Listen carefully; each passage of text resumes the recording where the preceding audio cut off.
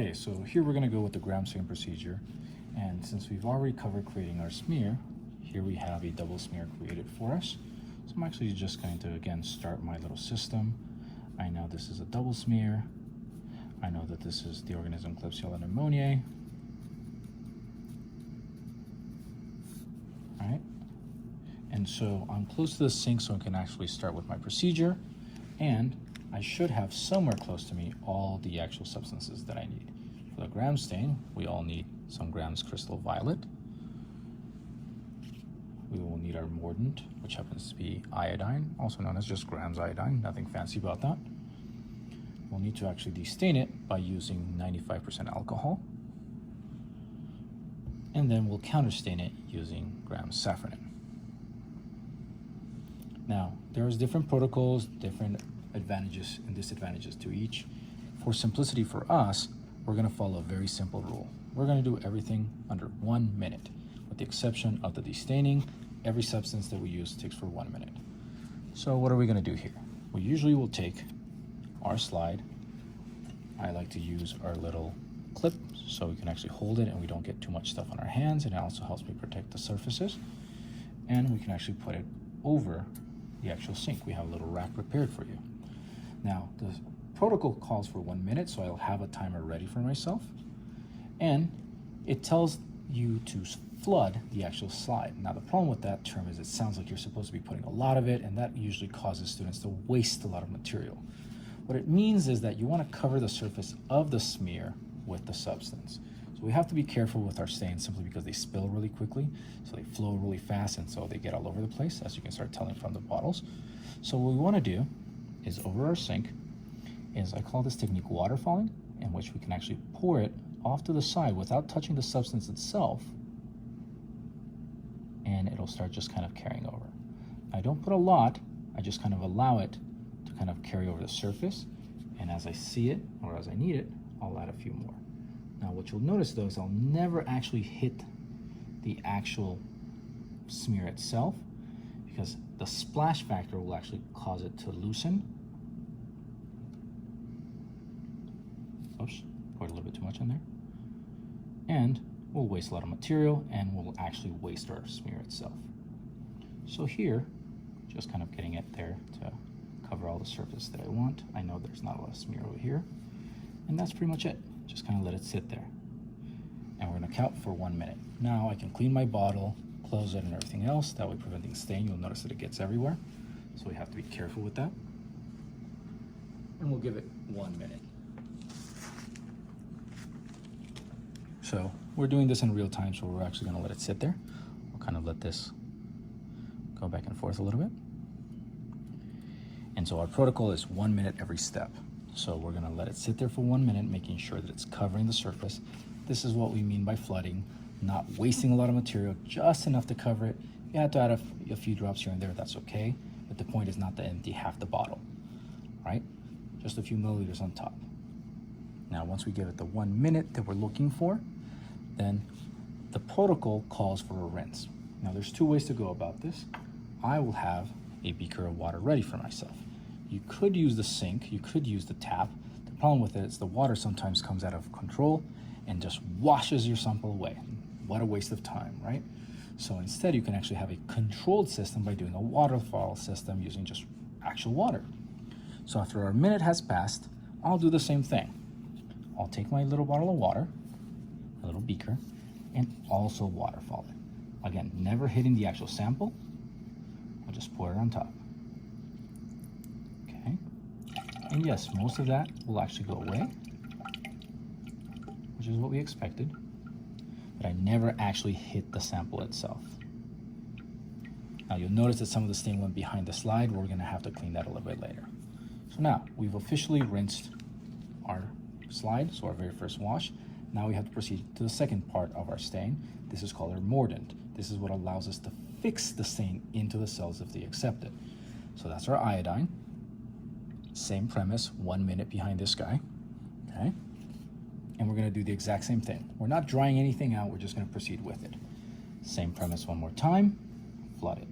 So I'm gonna try and pour enough of this stuff so it can go on top of it. You'll notice that now it's covering the surface. And that's all I wanna do. Again, close my bottle, clean my bottle before I return it, or pass it on to somebody that might need it. And we're also gonna give it 1 minute. So same premise, 1 minute every step with the exception of the wash that we're gonna do. So while it's doing that, again, I'm gonna have my water ready. Again, you could use the sink, but I'd rather have my beaker full of water ready to go. Just controls it, minimizes even wasting water. We don't wanna do that, right? And so we can control how much actual water we use and how we actually keep our stain on the slide. Common mistake is hitting it, splashing it, and losing all that hard work that you just did, right? So after a minute of that, then what we'll do is also rinse it out with some water. You can skip that step if you really need to, but I like to have this continuity. So 1 minute wash, 1 minute wash, use our destain protocol, and then again, 1 minute wash. So it keeps it kind of very simple to remember. And that kind of turns it into about a 5-minute protocol and keeps it nice and organized and simple. So now that about a minute has passed, and it doesn't need to be perfect, just that it's a minute, a little bit more. Same thing, my beaker of water, and then again, water followed without ever actually hitting the sample itself. So a couple of little rinses, I'm good to go. Now here's one of the most critical steps of every gram stain, the destaining procedure of the primary. And we use 95% alcohol. Make sure you have the correct number. Different numbers will actually change how this protocol works. So there's acid alcohols, there's 70%. You wanna make sure you use 95% in this case, right? So what we'll do is we're actually going to destain this guy. But the issue here is that it has to be fast. This cannot be a minute long. You'll destroy your sample, destain everything, and it's done. So this is a quick destaining procedure. I like to count for 3 seconds and then stop it. Now the problem is, how do you stop it? That's where our handy water comes again into play. So I'm going to waterfall one more time with the ethanol, really quick. I'm just going to count 3 seconds, 2, 3, I'm done with that. And to actually stop it from doing that, take my water and immediately pour it over. The water itself will prevent any more effect from the alcohol. So now, just in case, as long as you have water, let's rinse it out. When in doubt, just add some water, simple, okay? And now we're gonna proceed with our final minute of our counterstain, our secondary stain. So here, we're gonna use our gram Safranin, our counterstain. Same exact idea. I'm gonna take this guy, flood it also. So notice I'll try and cover the surface as much as I can. And one more time, let it sit there. Closing this guy off and cleaning it. And so there we go. We'll give it another minute or so. And while it's proceeding, I'll start preparing everything else I need to do. Or sometimes if you're really efficient during that minute, you could feasibly start preparing another stain, another smear, cleaning some things off. Try and be efficient with your time. I keep a timer. I always have a watch on me as well to do so. So it keeps it easy for me to track every minute. So whatever keeps you sane and efficient, do that. Whatever works for you. Since you're going to be using your phone most of the time for this, you can use your phone as a timer also. You can kind of follow this along. Whatever helps you keep track of it. 1 minute wash, 1 minute wash, a 3-second destain, wash, and then 1 minute wash. And there we have our entire gram stain protocol saved into one little bit. Okay, so now that we have roughly about a minute passing, so we're about 5 seconds away, again, we wash. So I have my beaker handy full of water. If it runs out, you can always refill it. And then one more time, wash.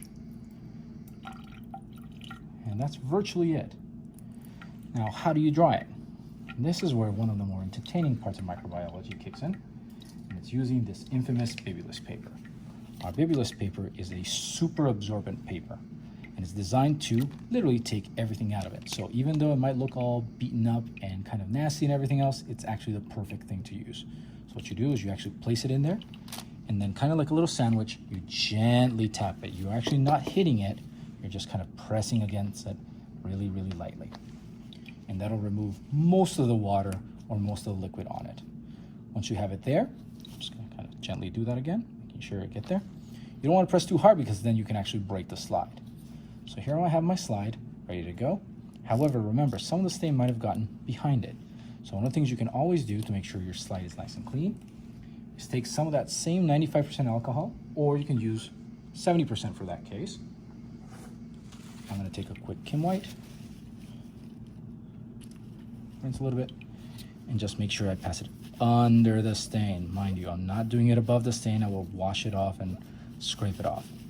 So that way, when this is placed over our microscope, the background doesn't interfere with what we're trying to see. So nice and clean. So this officially kind of completes our gram stain protocol. So remember, I had a double smear.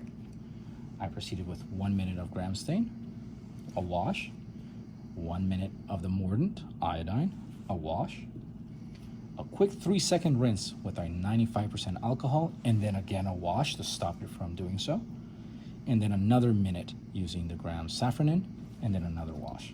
And then we placed it in here in the bibulous paper to dry it out, and then I'm cleaning the underside of that surface just in case it actually got a little dirty, which it looks like it did. So we'll proceed with other ways to observe this and other stains and other little videos.